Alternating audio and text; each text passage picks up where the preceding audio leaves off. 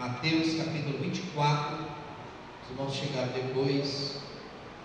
Mateus capítulo 24, verso de número 1. Mateus 24, verso de número 1. Glória a Jesus. Então Jesus saiu do templo a caminhar. Seus discípulos chegaram mais perto dele para lhe apontar as construções do templo. Verso do número 2. Ele, entretanto, lhe observou: estáis vendo todas essas coisas? Com toda certeza eu vos afirmo que não ficará pedra sobre pedra, pois que serão todas derrubadas. E em particular lhe pediram: diz-nos quando ocorrerão essas coisas, e qual será o sinal da tua vinda e do final dos tempos. Então Jesus lhe revelou: cuidado, que ninguém vos seduza, pois muitos são os que virão em meu nome, proclamando: eu sou o Cristo, e desencaminharão as muitas pessoas. E vós ouvireis falar de guerras e rumores de guerra.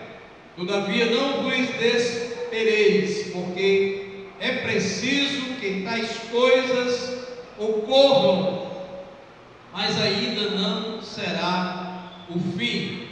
Porquanto nação se levantará contra nação, reino contra reino, haverá fomes e terremotos em vários lugares.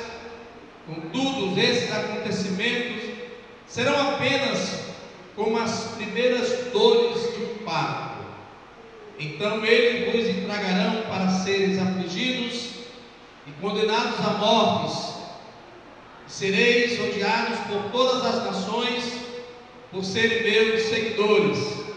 Nessa época muitos ficarão escandalizados, trairão uns aos outros e odiarão mutuamente.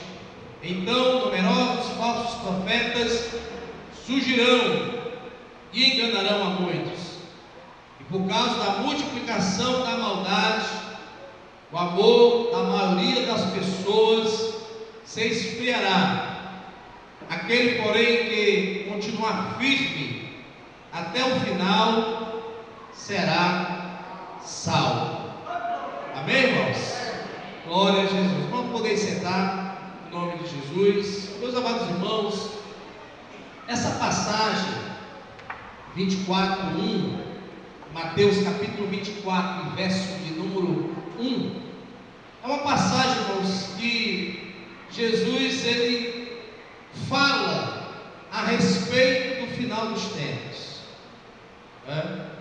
Falando do final dos tempos, nós estamos vendo muitos acontecimentos, não só de agora, mas de muitos anos atrás, acontecimento por cima de acontecimentos, sinais por cima de sinais do que Jesus falava a respeito da sua vida. Mas a Bíblia diz, no verso de número 1, que Jesus, quando ele ia sair do templo, aproximaram-se dele os seus discípulos para lhe mostrar a estrutura do templo.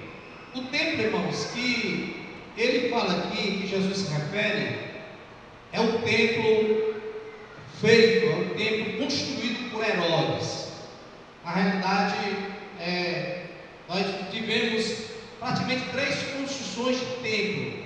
O primeiro templo foi o templo de Salomão, né? O templo de Salomão, que Deus designou a Davi cumprisse, né? Mas que ele queria que um homem de paz, que não tivesse sangue nas mãos, como Salomão, construísse um templo. E a gente pode ver sobre o primeiro templo, sobre os irmãos terem uma ideia, o primeiro templo que está lá registrado no vídeo, amém? Então o primeiro templo é o templo de Salomão, o templo de Salomão na época de Davi, e a gente começa a perceber do que Jesus começa a falar sobre o templo de Salomão, o primeiro templo, né? Número 1, né? Templo 1. Então a gente começa a perceber que o primeiro templo, aleluia, esse era o templo de Salomão, a época de Salomão foi construído, e esse templo aqui era o templo que Deus direcionou a Salomão, a todas as especificações do novo templo. Esse templo, irmãos, aleluia, era o templo da época de Salomão, né? E os irmãos sabem, devido ao pecado da nação de Israel, o povo, eles pecaram contra Deus, e Deus permitiu que as nações, né, irmãos, da Babilônia, né, Nabucodonosor, invadissem sobre Jerusalém, sobre Judá, e aí houve ali uma grande perseguição. Os judeus foram levados em cativeiro, os irmãos se lembram disso, cativeiro babilônico. Então o cativeiro babilônico durou aproximadamente 70 anos. Então foi levado do templo utensílios da casa do Senhor, né? Os judeus foram levados em cativos ao cativeiro babilônico, e aí a gente pode ver que houve uma grande destruição desse templo, o templo de Salomão, né? Então a gente começa a ver o segundo templo. O segundo templo é esse, irmãos, que é o templo construído por Zorobabel. Os irmãos sabem que depois do cativeiro babilônico de 70 anos, Deus permitiu que através de Ciro colocasse um decreto que o povo que estava exilado, que estava em cativeiro, pudesse voltar à sua nação, à sua terra. Então Zorobabel era um governador de Judá, eram os líderes que voltaram do cativeiro babilônico, daqueles que estavam revoltando. Então, quando eles voltaram para a cidade, encontraram a cidade quebrada, o templo todo espedaçado, muros espedaçados. E aí a gente vê a história de Neemias e Esdras, os irmãos se lembram da reconstrução dos muros de Jerusalém, do templo. Então veio uma comitiva, né, liderada por Zorobabel, que era um governador de Judá, e reconstruíram o templo ao Senhor. Amém, irmãos? Só que esse templo que ele construiu ao Senhor, e a gente vai ver um terceiro templo, o terceiro templo, amém? A luz, pode acender a luz, irmão, pode acender, viu? Pode acender as luzes, amém? Então a gente vê aqui no terceiro templo, o templo construído, pode acender a luz, irmão, alguém pode acender a luz aí? O templo reconstruído por Herodes. Esse templo, irmãos, Herodes é chamado Herodes o Grande, né? A Bíblia fala de 6 Herodes, né? Então Herodes o Grande foi aquele que reconstruiu o templo que Zorobabel tinha construído depois do cativeiro. Então Herodes o Grande, quando ele era patriarcado, ele era um edomita. Então quando Roma, né, sitiou sobre Jerusalém, foi colocado Herodes para ser praticamente o rei dos judeus. E Herodes enfeitou, embelezou o templo que Zorobabel tinha feito. Então Herodes enfeitou a construção, os muros do templo de Jerusalém, os muros eram de ouro. Então todos aqueles impostos daquela época eram dirigidos também para a construção do templo de Herodes, né? Então foi uma obra magnífica. Não só o templo, mas o templo de Herodes é destacado na história como um dos templos, das construções mais bonitas, né, que Herodes fez. Claro que ele fez outras construções, mas o templo de Herodes foi bonito. Os muros tinham 500 metros, irmão, de comprimento. Todos os muros da época de Herodes, o templo de Herodes, era revestido de ouro. Então existia muita riqueza nesse templo, né? Existia ali o altar, existia ali o local, né, dos pães. Então existia todo aquele ritual. E Jesus, ele frequentava esse templo.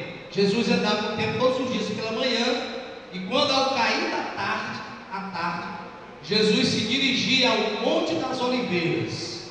Então Jesus ficava no templo. Então à tardezinha ele ia com o discípulo ali aos Montes das Oliveiras, ele orava. E foi nessa hora, que os discípulos olharam os templos, olharam as pedras, as fortificações do templo, e disseram para Jesus: Jesus, Como essas construções são bonitas, essas pedras são bonitas, né? E aí foi quando Jesus disse que não ficaria pedra sobre pedra que não pudesse ser derrubada, não pudesse ser destruída, né? Então, irmãos, quando Jesus falava essas situações, falava com certeza, porque Jesus que é onisciente, irmãos, Jesus que sabe de todas as coisas, embora que na forma humana que Jesus estivesse na terra, mas Ele era Deus, amém, irmãos? Ele era Deus, né? Então, como Deus, Ele também tinha os seus atributos, né, irmãos? Embora alguns atributos, mas o atributo de Deus estavam válidos. Glória seja dada o nome do Senhor. E Jesus aqui previu toda essa situação, declarou afirmamente, irmãos, que essas coisas iriam acontecer, né? E de fato aconteceu. No ano 70 depois de Cristo, né, veio uma grande perseguição na época do tempo de Herodes. Os judeus se rebelaram contra Roma, né? Naquela época, irmãos, existiam muitos judeus que se rebelavam, existiam muitas rebeliões. Então, uma dessas rebeliões, houve uma grande violência contra o povo de Israel, de Jerusalém, né? Então, Tito era um general, mais de 20 mil soldados foram e criaram uma grande perseguição sobre o povo judeu naquela época. Então houve uma perseguição grande, muitos judeus foram mortos, mais de 1 milhão de judeus foram mortos, casas saqueadas, muitos judeus passaram fome nessa época, na época do Herodes. E esse Herodes, irmãos, é aquele mesmo Herodes que, quando os magos chegaram lá no templo, né, para dizer onde encontraria Jesus, né, os magos, ele dizia que quando encontrasse, avisasse a ele, mas a intenção dos magos, de Herodes, era matar as crianças, principalmente o Filho de Deus, Jesus, né? Então, foi ele que mandou matar as crianças. Então, a gente vê todo aquele cenário daquela época. Então, criou-se uma grande perseguição. E essa perseguição, irmãos, veio com a consequência da destruição desse templo. O irmão está vendo um templo bem bonito, mas esse templo aí, ele foi destruído na época desse período de Herodes, né, no ano 70 depois de Cristo. Então, houve essa grande perseguição, e Flávio José, que era um historiador judeu, ele conta, irmãos, que quando houve grandes perseguições, que os judeus começaram a se refugiar, se esconder, alguns morreram de fome, né? E outros judeus se refugiaram dentro desse templo aí, acreditando que Deus poderia intervir na hora de uma grande perseguição. Então ele conta que um soldado pegou uma lança com fogo, jogou nas janelas desse templo, que ultrapassou, entrou dentro do templo, e como o templo tinha várias cortinas, tinha madeira, tinha ouro, tinha muitas especiarias, então muitas pessoas se refugiaram dentro desse templo, homens, mulheres, crianças. Então, Flávio José, que é um historiador judeu, conta que quando essa lança foi jogada com fogo, né, irmãos, houve um grande incêndio dentro do templo, morreram várias pessoas, muitas pessoas morreram, e ele conta que, como tinha muito ouro lá dentro, né, o ouro derreteu e ficou entre as pedras. E quando Jesus disse que não ficará pedra sobre pedra, isso de fato aconteceu, porque alguns anos mais tarde, depois da destruição desse templo, dessa perseguição, eles fizeram escavações, retiraram as pedras em busca de ouro que havia derretido. Então, quando Jesus falava que não ficaria pedra sobre pedra, estava realmente de fato dizendo que iria acontecer, né? Glória a Jesus. Então, irmãos, esse foi o terceiro tempo de Herodes, foi destruído, e o que restou foi os muros, né? Os muros que a gente conhece, os muros de lamentações, né? Os muros de lamentação. Então, o local que hoje seria o templo do Senhor, existe uma mesquita ali em Jerusalém, uma mesquita, e existe uma promessa de Deus, né, que o templo seria construído novamente, presença de Deus, o povo de Deus. Mas quando Jesus falava essa situação, já estava se referindo que tudo isso, irmãos, ia acontecer. A destruição.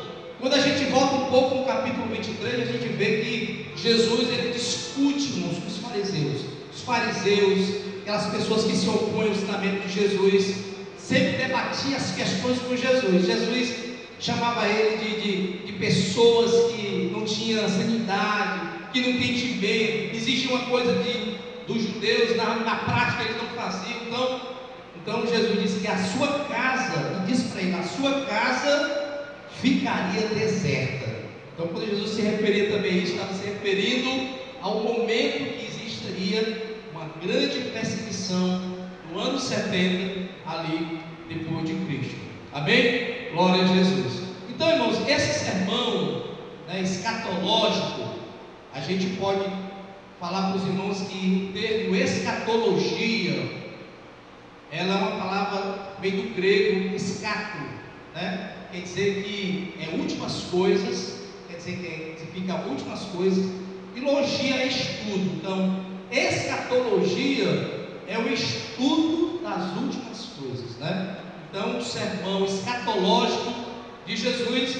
E depois disso, houve uma grande perseguição, e Jesus começa a numerar aqui, irmãos, que naquele período, a gente volta um pouco no Mateus capítulo 24, e no verso de número 2, a gente volta um pouco, 24, 2 de Mateus, e a gente começa a perceber, irmãos, que Jesus começa também a enumerar algumas coisas, no que diz respeito às coisas que iriam acontecer. Ele diz: entretanto, ele observou, tais vendo todas essas coisas, com toda certeza, eu vos afirmo que não ficará em pedra sobre pedra, pois para que não seja derrubado. E em particular, o versículo 2 diz: Jesus, porém, lhe disse: não vê tudo isso?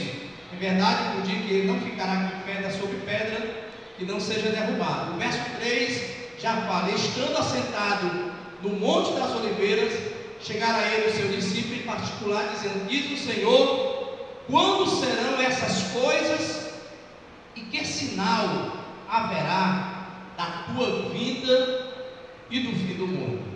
Irmãos, é bem verdade que a gente pode entender aqui que Jesus estava falando para a nação de Israel, para aquele povo daquela época. Amém? Então Jesus estava se referindo ao povo judeu, foi o povo que rejeitou Jesus, A Bíblia diz: olha, mataram os profetas, rejeitaram os servos do Senhor. Então Deus, pela sua misericórdia, envia Jesus, mas eles também rejeitam Jesus, E Jesus disse, e eles agora, irmãos, quando Jesus começa a falar sobre essas situações, eles, em particular, ele disse para Jesus: Senhor, quando serão essas coisas? Que sinal haverá da tua vinda e do fim do mundo? São 3 perguntas, irmãos, que eles fazem aqui para Jesus.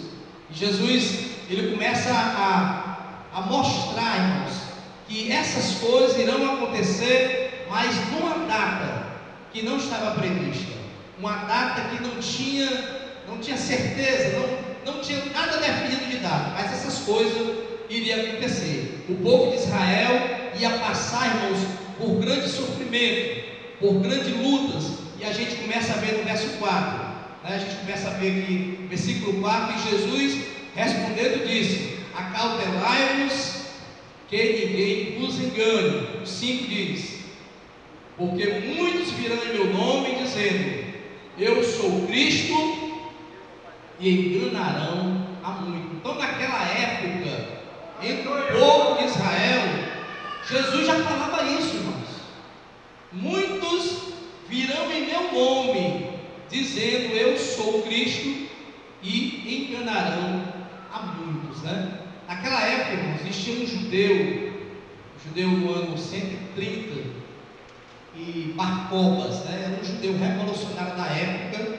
Então esse judeu, ele fez muita revolução contra os romanos, e devido a essas revoluções que esse Bar Kokhba, ele chegou a dizer que ele era o próprio Cristo, e ele era o próprio Messias, E tanta revolução que ele fez, e as pessoas consideravam Bar Kokhba um judeu muito autêntico na resposta de dar para os romanos, da opressão romana.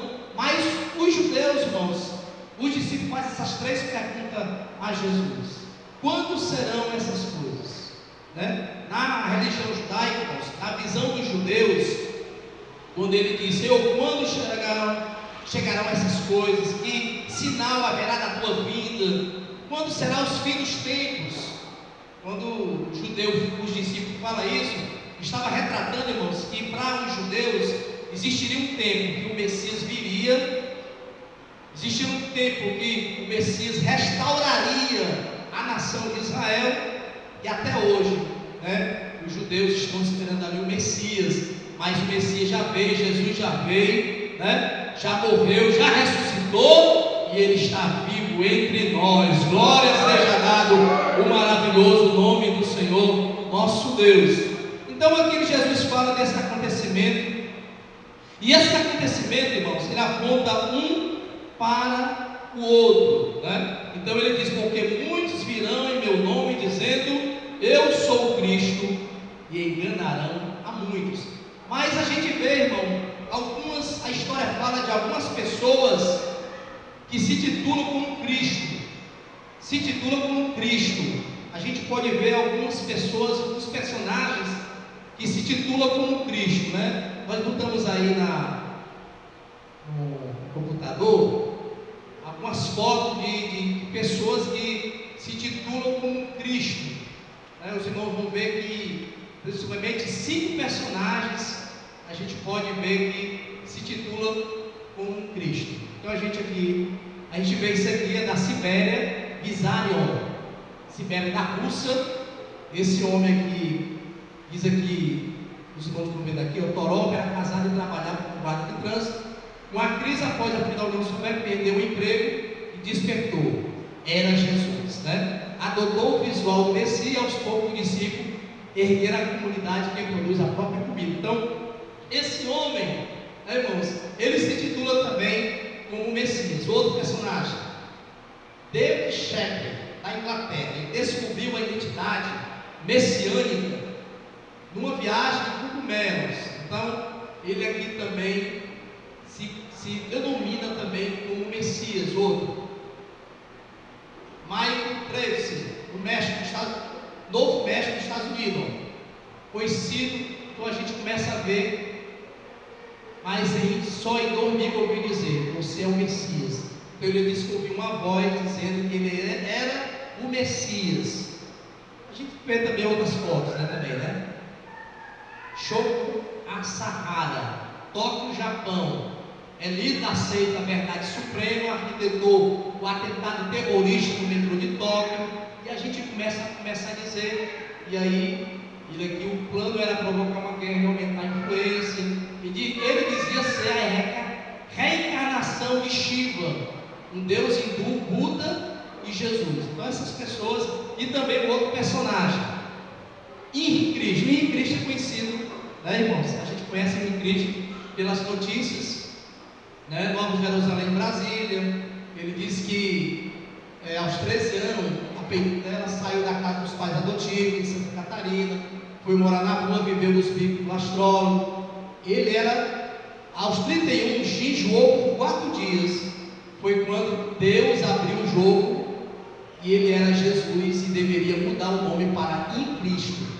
Sua missão era pregar o amor, ajudar as pessoas e pensar por si mesmo, sem ser escravo de uma religião. Então a gente começa a ver, e se cumpre, irmãos, não só naquela época que Jesus falava sobre Marcova, no século 30, no ano 130, mas também na atualidade, personagens dizem ser o Cristo, Então a gente começa a ver essa história, irmãos, e a gente nota, irmãos, que são sinais dos fins dos tempos, são sinais que Jesus está voltando, são sinais que Jesus vem buscar a sua igreja. Glória seja dado o nome bendito do Senhor. Ele virá arrebatar a igreja. Quando nesta noite estão esperando, irmãos, a vida gloriosa de Jesus. Muitos já perderam essa esperança, irmãos, mas eu louvo a Deus porque existe um povo que ainda tem essa esperança que Jesus vai voltar para buscar a sua igreja, e essas coisas são sinais de que Jesus está voltando para buscar a sua igreja. Glória seja dado o nome bendito de Jesus. E a gente começa a ver, irmãos, no verso 6, no verso de número 6, a gente volta 24:6, e ouvireis falar de guerras e rumores de guerras, todavia não vos desespereis, nem vos assusteis, porque é preciso que tais coisas ocorram, mas ainda não será o fim, né? Então Jesus alerta aos discípulos. Essa conversa, irmãos, é antes da destruição do templo, né? Aconteceu no ano 70, mas essa conversa que Jesus tem é com os discípulos que estão ali no Monte das Oliveiras. E lá no Monte das Oliveiras, Jesus ele presencia de longe, irmãos, ali o templo em Jerusalém, o templo de Herodes. E Jesus ele diz com certeza, afirma categoricamente que um dia não ficaria pedra sobre pedra, e começa a dizer que muitas pessoas dirão que era o Cristo, e dizer: e ouvirei de guerra e rumores de guerra.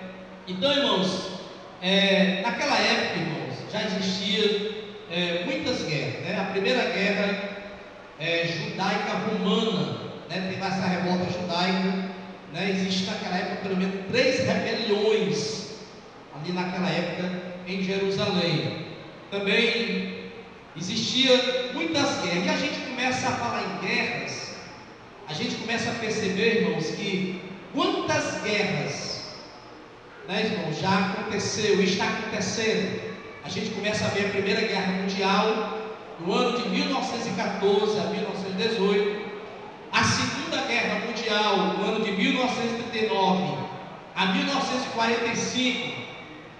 A história diz que essa guerra, a Segunda Guerra, ela foi a mais letal. Morreram 85 milhões de pessoas na guerra, na Segunda Guerra, né? E a gente começa a enumerar a Guerra dos 100 anos. Estima-se, irmãos, que 50 países do mundo estejam vivendo algum conflito, alguma guerra, né? Então a gente começa a ver no noticiário, irmãos, guerra para todo lado, países da Jordânia, Israel, Síria, a gente vê guerra, sem falar das guerras urbanas, sem falar das guerras civis, sem falar das guerras biológicas, tudo que é guerra. Mas Jesus alertou: e ouvireis, vocês vão ouvir guerras e rumores de guerra, olhai e não vos assusteis. O que Jesus estava dizendo, irmãos, que quando vocês ouvirem guerras, ainda não seria o fim. Quando você ouvir que está acontecendo uma guerra, não vai acabar. E Jesus está dizendo: olha, é mistério que tudo isso aconteça, mas ainda não é o fim. Então Jesus começa aqui a enumerar, e aqui no verso de número 7, a gente começa a ver, irmãos, no versículo 7 e 8, fomes e terremotos, porque se levantará nação contra nação, reino contra reino, haverá fomes, pestes, terremotos em vários lugares. Irmãos, nós estamos vivendo naquela época. Jesus se referia para o povo de Israel. Naquela época, irmão, Jesus já estava dizendo: ó, vocês vão ter um período que vocês, além de ver guerra, nação contra nação, haverá muita fome, haverá pestes, doenças, vocês vão ver terremotos em vários lugares, mas isso são sinais, aleluia, da vinda gloriosa do Senhor nosso Deus. Aleluia, glória seja dada a Deus. Irmãos, no ano 60 a 80 houve uma grande fome. O livro de Atos dos Apóstolos, no capítulo 11, verso 28, não preciso colocar, Atos 11, 28, registra que durante o reinado de Cláudio, né, irmãos, houve uma grande fome naquela época. Então Jesus já estava aqui, irmãos, sinalizando que existiria uma grande fome. Tem alguns dados sobre fome que eu queria passar para os irmãos, que no ano de 2018, o relatório internacional mostrou, irmãos, que 5,2 milhões de pessoas foram atingidas pela fome, né? Isso em 2018. A gente começa a ver, irmãos, terremotos. No século XIX houve mais de 700 tremores, só no século XIX. De acordo com o órgão americano de pesquisa geológica, 100 milhões ocorreram por ano. 100 milhões de terremotos ocorreram por todo ano. 100 tremores ocorreram por dia, né? Então o Chile, a gente pode destacar que o país do Chile, em 1960, houve um terremoto, irmãos, cruel. 1.600.000 pessoas morreram e 3.000 pessoas ficaram feridas. E vários desabrigados, casas destruídas. Então a gente começa a perceber que a história, ela fala, irmão. Jesus falou que naquela época existiria isso. Haveria tempo que vocês iam ver falar de fome, terremoto, peste, doenças. E a gente está vendo, irmãos, as pestes hoje. A igreja está vendo, irmãos, visivelmente as pestes, as doenças, não só agora em relação a essa pandemia do coronavírus, mas quando a gente volta um pouco, uns anos atrás, quantas doenças, Rosângela, quantas pestes têm se levantado aqui no Brasil, em todo o mundo, doenças e mais doenças. Isso são sinais, irmão, que Jesus está voltando para buscar a sua igreja. Glória seja dado o maravilhoso nome do Senhor Jesus. E a gente começa a ver, irmãos, que versículo 9 e 11, quando a gente começa a ver o 24, versículo 7, 24, 9 e 11, a gente vê os mártires. Mateus 24, 9, versículo 9, que diz: então vos hão de entregar para serem atormentados, e matar-vos-ão, e sereis odiados em todas as nações por causa do meu nome. Jesus estava se referindo aqui, irmãos, e na época quando Jesus falou isso, Jesus sabia muito bem, irmãos, que os discípulos, eles iam passar por uma grande perseguição. O que Jesus passou, as perseguições que Jesus passou, os discípulos, os apóstolos iam passar também. E Jesus já alertava: olha, vocês vão ser entregues para serem atormentados. O discípulo naquele momento podia até se estranhar: Senhor, mas nós estamos contigo, quem vai nos atormentar? Quem vai nos matar? Será que seremos odiados porque estamos fazendo a coisa em teu nome? Mas Jesus dizia que teria um tempo que eles seriam entregues para serem atormentados, muitos seriam mortos, seriam odiados em todas as nações por causa do meu nome. Glória seja dado o nome do Senhor. E foi isso que aconteceu naquela época também, irmão, naqueles dias atuais, naquela geração, né? A Bíblia registra, a história registra que em Atos registra 10 perseguições pelo imperador Nero. Nero era um imperador cruel, era um imperador ali de Roma, que no século I ao século IV foi um homem que fez grandes perseguições contra os discípulos, contra a igreja, contra aquelas pessoas que falavam do nome de Jesus. Então a gente começa a ver a história, irmãos, que muitos discípulos, apóstolos morreram. Estevão, o primeiro mártir da igreja. Então a gente começa a ver a história, irmãos, que essas coisas aconteceram, foram mortos, foram odiados. A gente que não se lembra também da história do imperador Diocleciano, era um imperador também em Roma.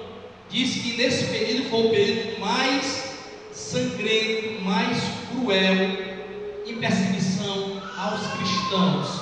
Muitos cristãos morreram na época do imperador Diocleciano.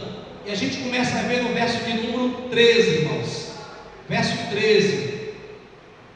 Mas aquele que perseverar até o fim será salvo. Essas coisas que estão acontecendo, irmãos, não só a perseguição da igreja do século I ao século IV, mas também nós estamos vivendo, irmão, no século XIX, século XVIII, século XVII, missionários que morreram por causa do Evangelho. A igreja sendo perseguida, homens que serviam a Jesus sendo odiados pelas nações, pessoas que foram queimadas a fogo, como o missionário Policarpo, David Brennan, quantas pessoas mais, né, irmãos, foram mortos por causa do Evangelho. E a gente vê hoje nas igrejas orientais, irmãos, muitos missionários estão morrendo por causa da palavra do Senhor. A igreja perseguida, irmão, estima-se hoje que mais de 1 milhão de cristãos morrem em todo o mundo, aleluia, por causa da sua fé. A igreja perseguida, irmãos, é algo existencial, é algo verdadeiro. Por isso que nós, como igreja do Senhor, precisamos orar pelos irmãos que estão de linha de frente, pregando a palavra do Senhor, que estão dando a sua vida em favor do Senhor Jesus, para que as almas sejam libertas, aleluia. Mas essas pessoas, irmãos, estão guardadas em Deus, e Deus está com eles. Glória seja dado no nome maravilhoso de Jesus. A igreja é perseguida, ainda hoje é perseguida a igreja, irmãos.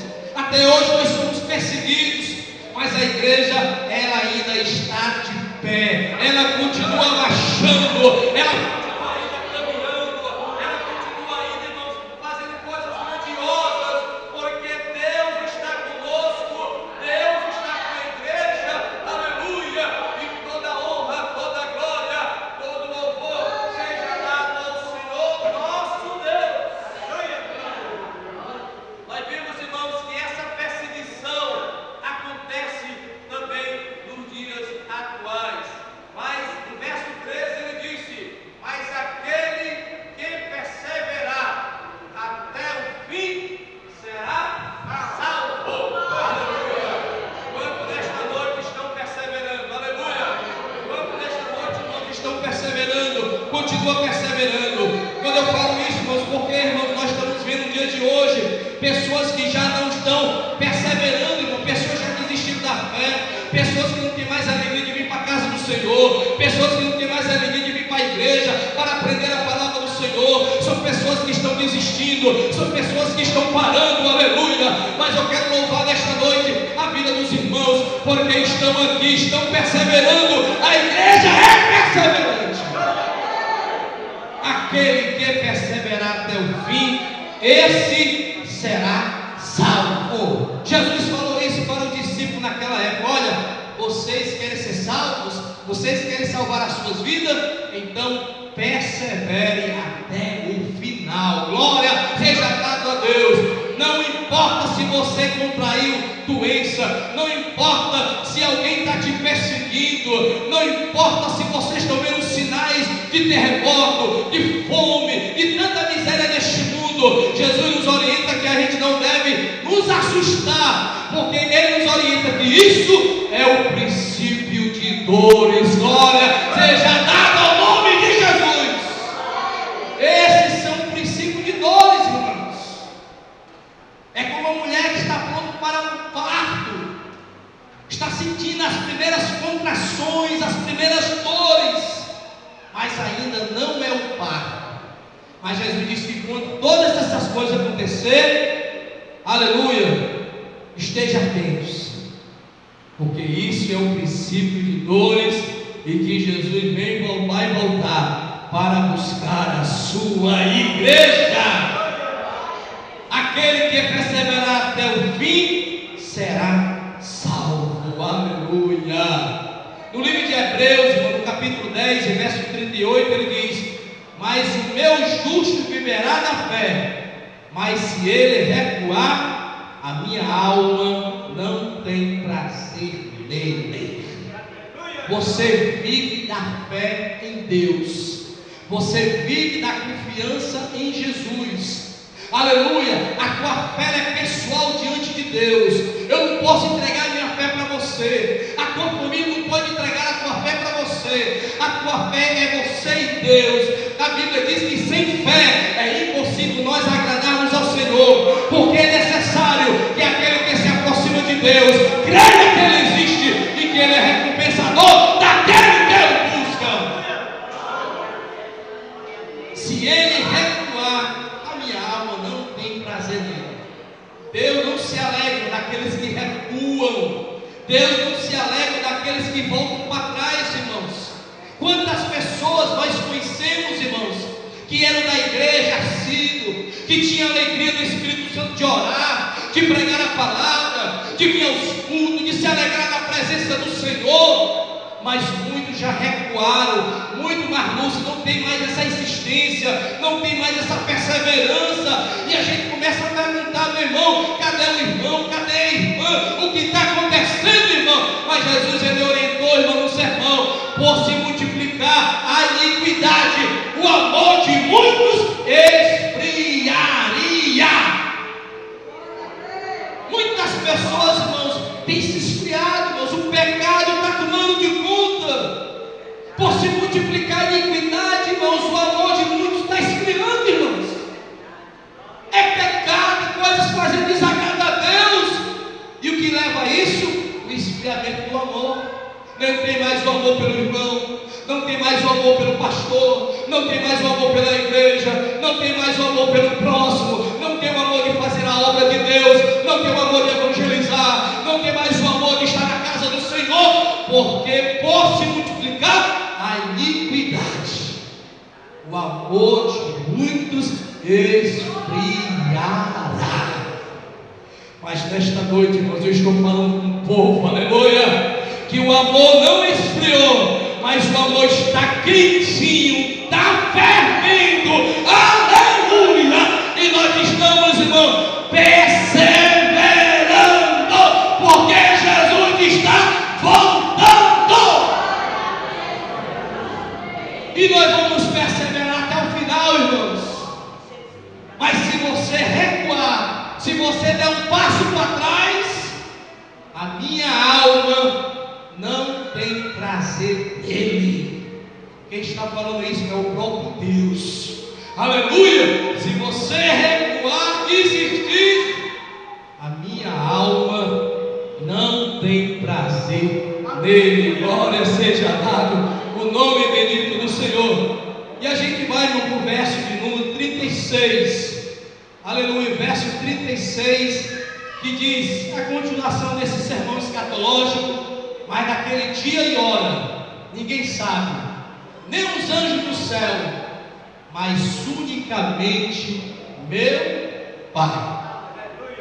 Irmãos, quando Jesus falava esse versículo, Jesus se referia, irmãos, quando ele estava na sua humanidade, estava aqui na terra. Ele sendo Deus, ele era também 100% homem e 100% Deus, né? Ele não era 50% homem e 50% Deus, não. Ele era 100% Deus, Jezeel, e também 100% homem. Mas como homem, Jesus, ele era limitado a algumas coisas, porque não tinha autorização do Pai.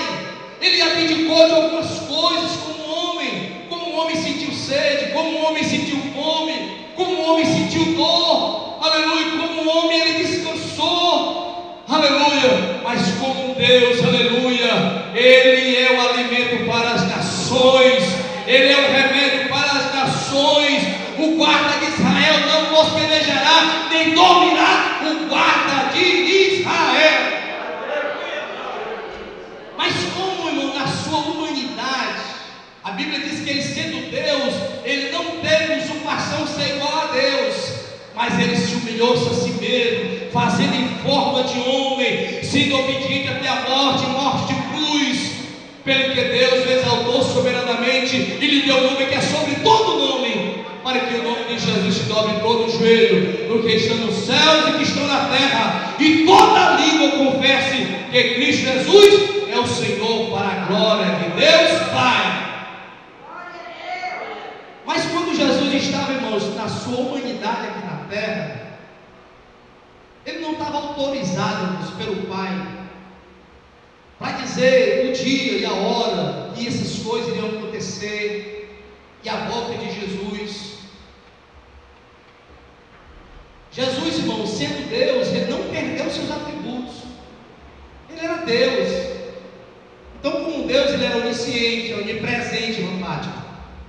Onisciente, onipresente, onipotente. Ele não perdeu. Não é porque ele assumiu a forma humana, Lidiane, que ele perdeu a sua onisciência, que ele não sabe mais de nada. né? Na sua humanidade, nós podemos ver na Bíblia Sagrada que ele revelou tantas coisas, a sua onisciência, daquela mulher que foi pegar água. Olha, tu não tem marido, tivesse 5 maridos, mas agora o que tem é o teu marido. Falou sobre Nataniel: olha, eu te vi debaixo da figueira. Então Jesus, irmãos, ele não perdeu a sua onisciência, não perdeu a sua onipotência, não perdeu a sua onipresença. Mas na humanidade, irmãos, ele falou isso como homem. Eu não sei o dia, a hora, ninguém sabe, nem os anjos do céu, mas unicamente o meu Pai. Mas quando Jesus, irmãos, morreu e ressuscitou, e o seu corpo foi glorificado, ele sim sabe, glória seja dada a Deus. Ele sabe o dia, aleluia, que vai voltar para buscar a sua igreja, porque Ele é Deus, irmãos.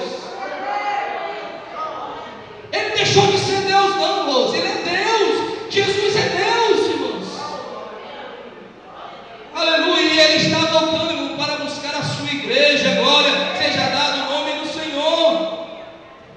Quando a gente começa a ver a história, irmão, muitas pessoas na história preveram quando Jesus iria voltar. Ai, irmão, eu acho que tem pessoas nesta terra que deram a previsão que Jesus ia voltar, sim. A gente começa a ver na história, irmãos, o pastor Williams Miller, ele era da igreja adventista, disse que Jesus ia voltar em outubro de 1844. Então, quando chegou essa data, ele se decepcionou. A gente começa a ver também, aleluia, que também o pastor Smith, né, da igreja John Smith, fundador do mormonismo, ele preveu também a vinda de Jesus em 1871 e não aconteceu. E a gente começa também a ver na história, irmãos, uma corrente chamada milenarista. Ele disse que o fim do tempo seria o ano 1000, o ano 1000. E a gente começa a ver na história o astrônomo que descobriu aquele cometa Halley em 1910. Ele disse que em 1910 seria o fim do mundo, que Jesus iria voltar, né, com a descoberta do planeta Halley, e naquele momento o fim do mundo se dava com a vinda de Jesus. A gente vê também Nostradamus em 1997, diz que 1999 para 2000, irmãos, foi um acontecimento que muitas pessoas achavam que o mundo ia se acabar no ano 2000. Muitas pessoas venderam casa, se esconderam nos altos, nas colinas, diziam que em 2000 Jesus ia voltar, ia ter o fim do mundo, e não aconteceu. Mas Jesus disse: naquele dia e hora ninguém sabe, aleluia. Só quem sabe é Deus, é Ele, é o Senhor nosso Deus, irmão. Você pode aplaudir a Jesus nesta noite. Só quem sabe é o nosso Deus, o dia e a hora dele voltar. Mas Ele vai voltar para buscar a sua igreja. Glória seja dada a Deus. O verso 42, ele disse, no verso 42: vigiai, pois porque não sabeis a que hora que há de vir o vosso Senhor. O que Jesus nos orienta, Marcelo, é que a gente tem que vigiar, irmãos. A receita é essa: vigiar. O que é vigiar, irmãos?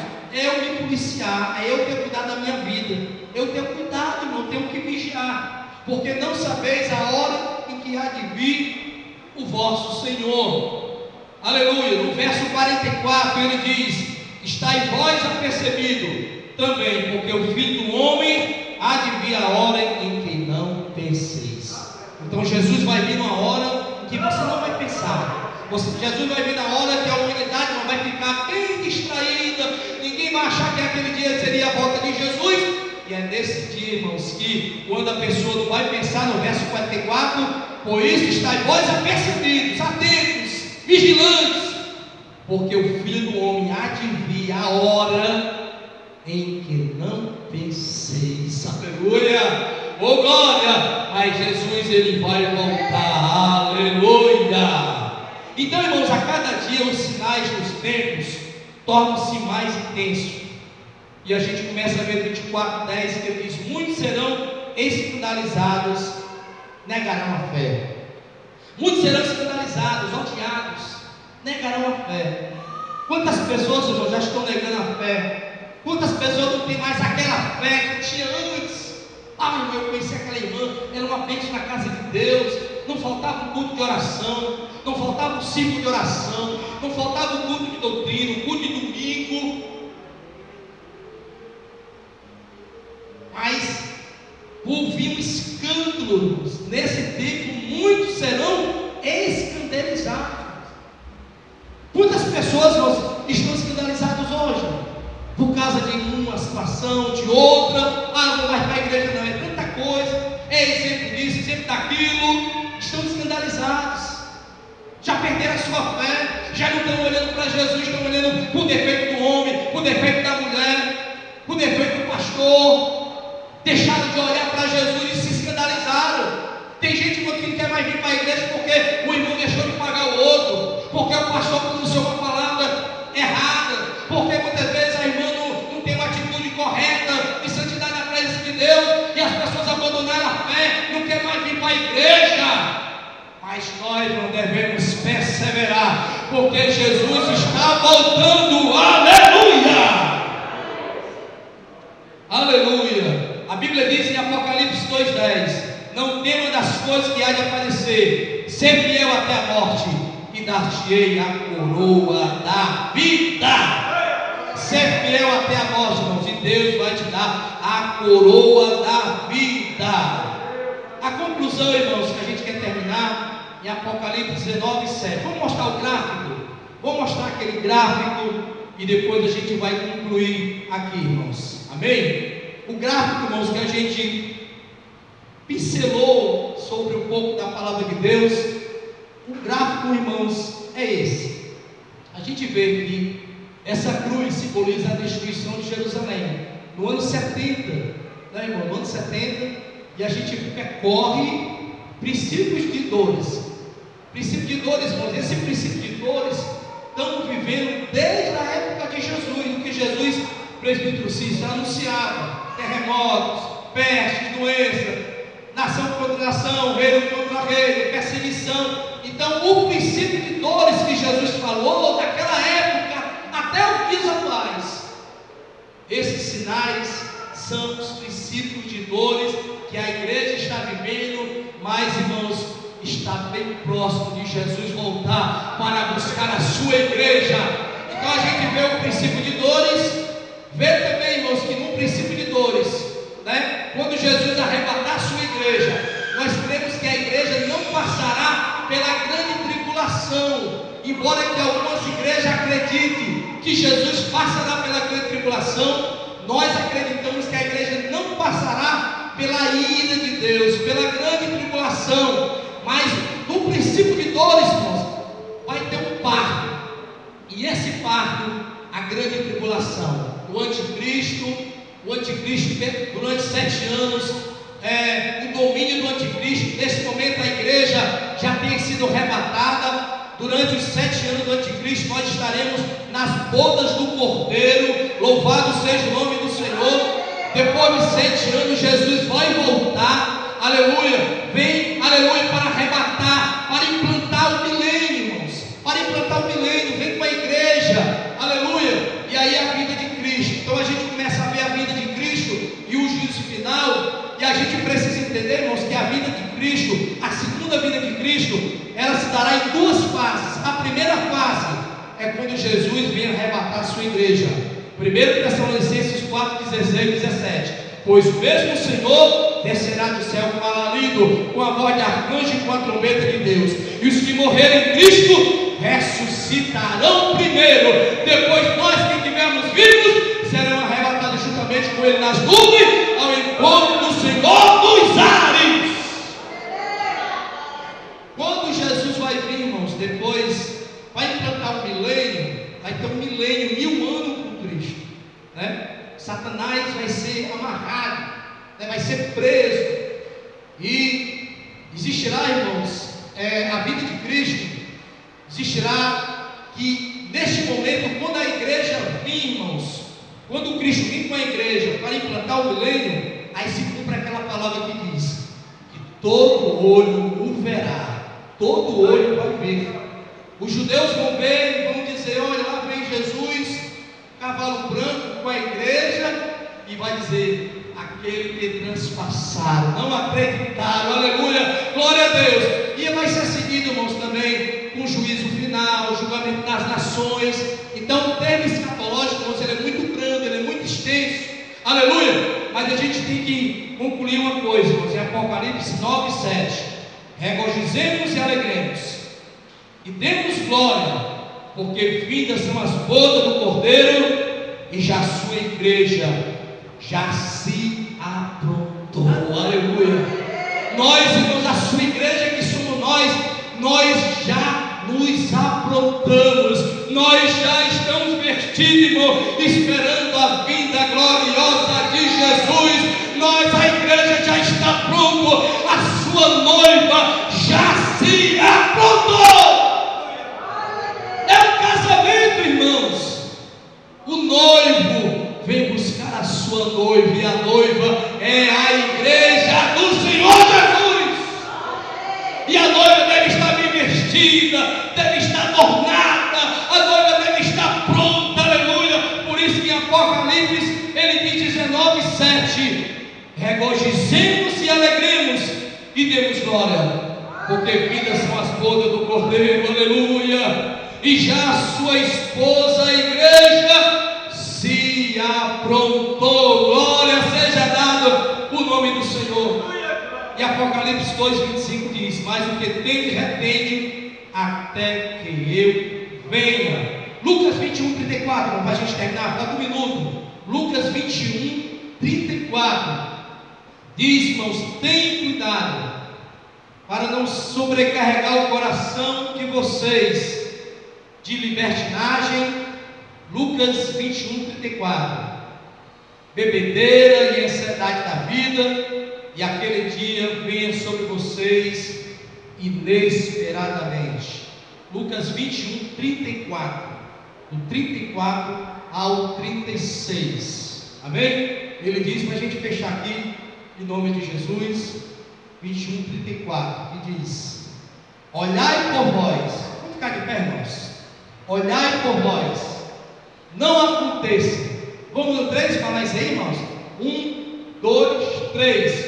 Olhai por vós, não aconteça que os vossos corações se carreguem de glotonaria, de embriaguez e dos cuidados da vida, e venha sobre vós de improviso aquele dia. 35. Porque virá como um laço sobre todos que habitam na face de toda a terra. 36. Vigiai, pois, em todo o tempo, orando, para que sejais havidos por digno de evitar todas essas coisas que hão de acontecer, e de estar em pé diante do Filho do Homem. Amém, irmãos? Que Deus possa abençoar a vida dos irmãos, no nome do Senhor Jesus.